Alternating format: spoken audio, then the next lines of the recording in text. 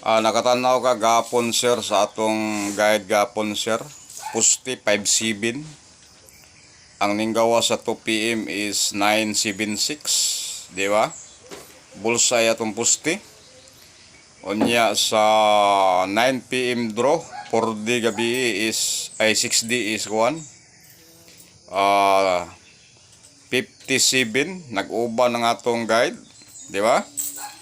Ay ginaingon ako nga katong di mo tuod dia subaybay lang mo ay sa mo comment ya sa tong comment section og mga pangit kay wa pa kay mo nakasubaybay mo comment na mo dia og kanang kuan mga pangit sa tong comment section.